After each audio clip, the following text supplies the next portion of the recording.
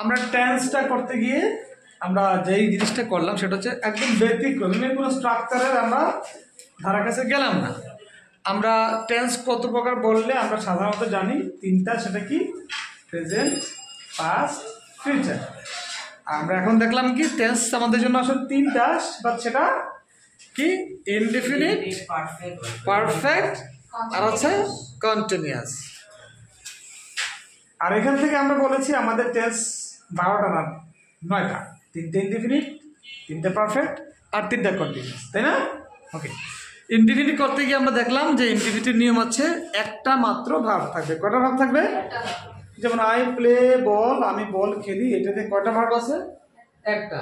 So এই বাক্যটা হচ্ছে আমাদের জন্য একটা ইনডেফিনিট টেন্স, তাই না? এখন যদি প্রশ্ন করি কোন ইনডেফিনিট?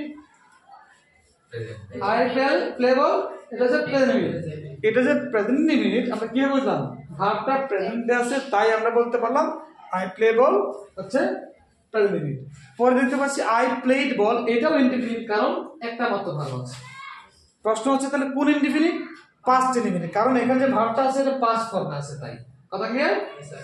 পরবর্তীতে দেখছি আই উইল প্লে বল, এটাও ইনডেফিনিট টেন্স, তবে এটা কোন ইনডেফিনিট? Future indefinite. কিন্তু এখানে ভার্ব দুইটা, উইল প্লে। আমরা এটা ব্যাখ্যা করে গিয়েছি যে উইলটা কেন আসলে লাগছে।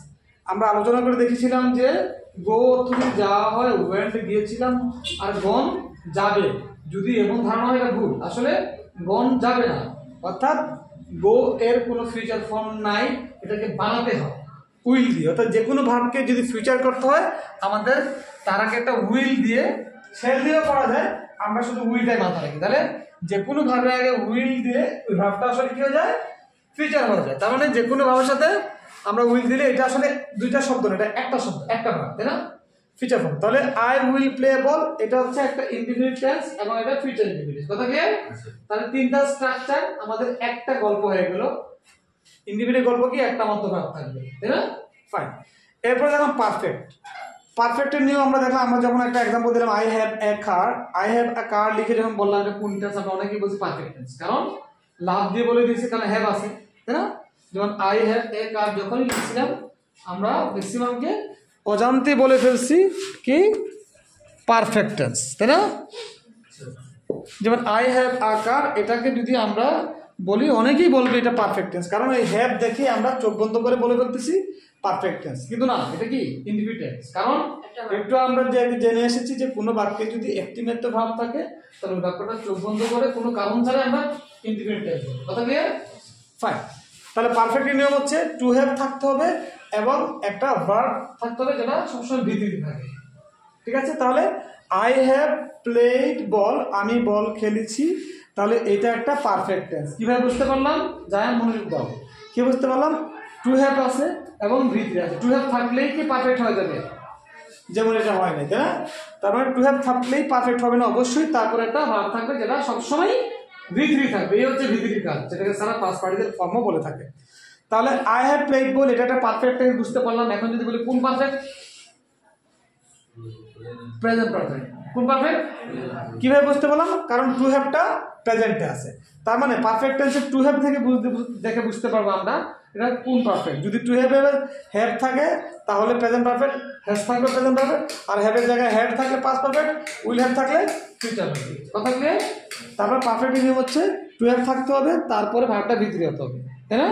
তাহলে আমি বল খেলেছি, আই হ্যাড, আমি বল খেলেছিলাম, আই উইল হ্যাভ, আমি বল খেলে থাকবো। কন্টিনিউয়াসের নিয়ম, কন্টিনিউয়াসের নিয়মটা আমরা দেখছিলাম যে আই এম প্লেইং বল, আমি বল খেলছি। আমরা একটা এক্সাম্পল দিয়েছিলাম এভাবে করে, দিয়েছিলাম কি ছিল? আমরা লিখছিলাম এভাবে করে I saw him playing ball. আমি যদি এই বাক্যটার মধ্যে আমি বলেছিলাম যে I saw him playing ball, I saw him playing ball, এটা কোন কন্টিনিউয়াস? এটা কি প্রেজেন্ট কন্টিনিউয়াস নাকি পাস্ট কন্টিনিউয়াস? তোমরা আমার সেই ফাঁদে পা দিয়ে বলে ফেলেছো পাস্ট কন্টিনিউয়াস। হ্যাঁ, কি মানে বলছো? সো দেখে মনে করছো পাস্ট, আর আইএনজি আছে দেখে মনে করছো কন্টিনিউয়াস, তাই উত্তর দিয়েছো পাস্ট কন্টিনিউয়াস। আসলে এটা কন্টিনিউয়াস না, কারণ কন্টিনিউয়াস হতে হলে অবশ্যই টু বি ভার্ব থাকতে হবে। কি থাকতে হবে? তাহলে আইএনজি থাকলেই হবে না, অবশ্যই তার আগে একটা টু বি ভার্ব থাকতে হবে। তাহলে আমাদের শিখতে হবে টু বি ভার্ব কোনগুলা। টু বি ভার্ব মনে আছে? বলো তো, বলো। আর ওয়াজ প্লাস বিন বিং এরা থাকতেই হবে, এরা ছাড়া কখনোই কন্টিনিউয়াস টেন্স হবে না। আবার আইএনজি ওয়ালা ভার্ব ছাড়া কখনোই কন্টিনিউয়াস টেন্স হবে না। যেভাবে করে দেখছি আমরা টু হ্যাভ থাকলেই পারফেক্ট টেন্স হবে না, অবশ্যই তারপর একটা ভার্ব বি3 থাকতে হবে। অনুভাবে কন্টিনিউয়াস টেন্সও তাই, শুধু আইএনজি থাকলে হবে না, অবশ্যই তার আগে একটা কি থাকতে হবে, টু বি ভার্ব থাকতে হবে। কথা ক্লিয়ার? তাহলে আই এম প্লেইং বল, আমি বল খেলছি, এটা একটা কন্টিনিউয়াস টেন্স বুঝতে পারলাম। কোন কন্টিনিউয়াস? Present continuous. কিভাবে বুঝতে পারলাম? টু বি ভার্বটা প্রেজেন্ট টেন্স। এম এর পাস্ট কি? ওয়াজ, অর্থাৎ ওয়াজ দিলে এটা হয়ে যাবে পাস্ট কন্টিনিউয়াস, মানে আমি বল খেলছিলাম। এম এর ফিউচার কি? Will am. এম এর ফিউচার কি? Will am. উইল এম এটা ভুল দেখাচ্ছি না? অর্থাৎ উইল এম হবে না, যে উইল বি। কারণ হচ্ছে যে কোনো ভার্বের আগে আমরা যদি উইল বসাই তাহলে ওই ভার্বটা অবশ্যই বেস ফর্ম দিতে হয়। এম এর বেস ফর্ম বি, তাই আমরা এটা ফিউচার করতে গিয়ে বলছি I will be playing, Bangla হচ্ছে আমি বল খেলতে থাকবো।